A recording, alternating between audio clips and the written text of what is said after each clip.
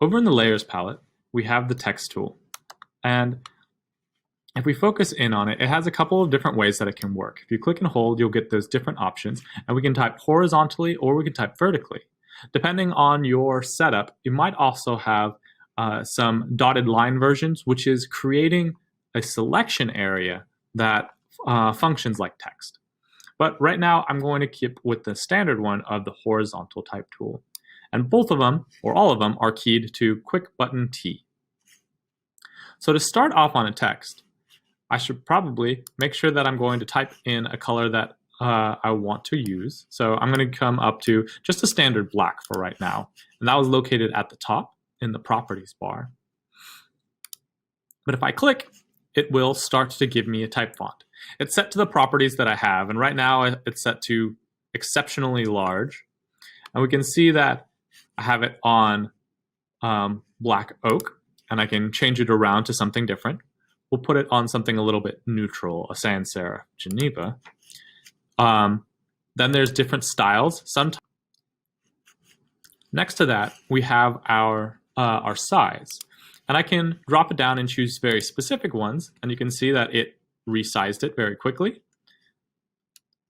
Or if I click and drag on the little picture there, I can size it really fluidly. There's another type style where I can change it. Right now I have it set to strong, but we can set it to normal, which has a little bit less, or something different like smooth, which has smoothed out kind of the pixelization that has been happening. I can choose how it's oriented, whether it is flush left, center, or flush right.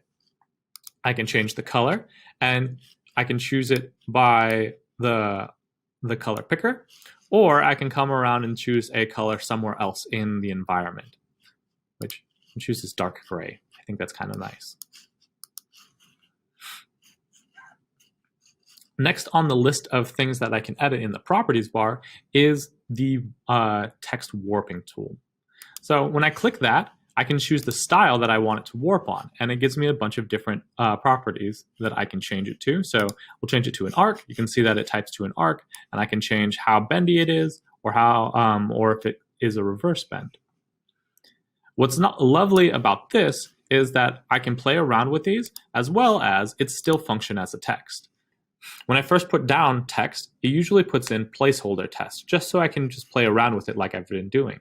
But I can click back into it with the text tool. I can delete things, and I can start typing things into whatever it is that I want as normal. So we're just going to put some stuff there so that we can play around with it even further. When I'm done typing in it, I will come up to the top and I will press OK. There's a variety of other things that we can play around with, like the 3D tool, which will take a couple other special settings on your computer. But now that I'm to have the type tool, if I want to edit this further, I'll have to come to a couple other things. If I want to move it, I'm going to have to change to something like the move tool, and I can copy and paste and move it around into my various layers. I can also come back to the text tool, click into it, and then re-edit it some more. I can also press down and hold Command for buttons like resizing really quickly, as well as moving it. But we can always change and go to move or transform in a different tool. The last thing that I want to show you is over in the properties bar. If we come over, we have two different things that can help edit text: the characters and the paragraph. I'm going to pull up the characters, and I'm going to move my text a little bit closer so it's easier to see while I'm editing things. But we can see that we have a lot of the same information that we had at the top. We have our type style, and I'm going to change it and choose my font type. By highlighting it, it'll change those particular letters, and I can change them one at a time. You can see that it'll give us some options. I'm going to change to this one. I can change the type style. Right now, this only has bold, but then there's a lot of other things that we can edit. We can edit the size, making it bigger or smaller. We can also edit a couple other things like how close letters are to each other or how far apart they are, as well as how stretched out they are or how thin, or if I want to have certain letters higher than others, as well as we have settings like that down here. You can also stretch out the letters to make them very wide or not. So we have a lot of different options on how you can alter the text. Over on the paragraph side, I can change different indentations as well as whether it's flushed right, left, or center. So I think I'm happy with just what I have right now, and I'm going to press OK.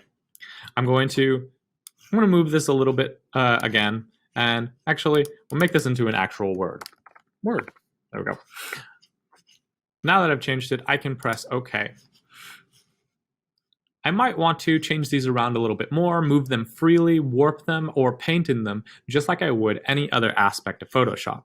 So to do that, I'm going to have to come over to the Layers palette, come to the layer itself, and rasterize it. Before you rasterize, you want to ask yourself whether or not it is the words that you want, because after you rasterize it, you cannot type in it anymore.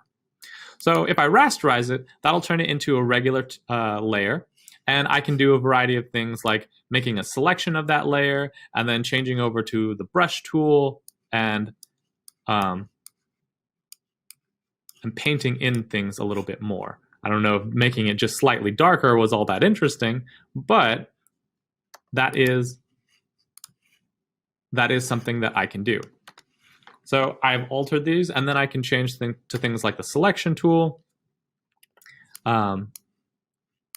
And I can make specific selections, warp things, and move things as I would any other aspect in Photoshop. Last thing that can be very helpful is back on the type tool.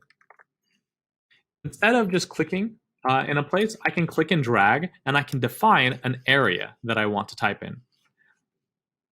Right now it's hard to see what's actually showing up there because I'm typing in white, so I'm going to change the type font to, I don't know, we'll say red. You can see that it's kind of squished, so I'd have to play around with it so that it fits all right. Words are too close together because I changed my properties. So I'm going to come back to this. I'm going to stretch out the spacing between each line, and then I think I'm going to stretch out the spacing between each letter just a little bit.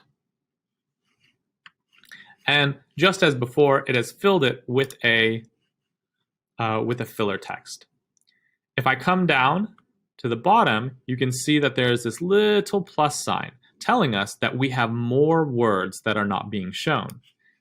So I can stretch that out, and you can see that it's giving me a bigger area to fill, as well as restructuring the word so that it fills it. And this still has pluses, so I might still have to move it until it can fit my paragraph, if my paragraph was words that I wanted and not just filler text. So that's all for the text tool.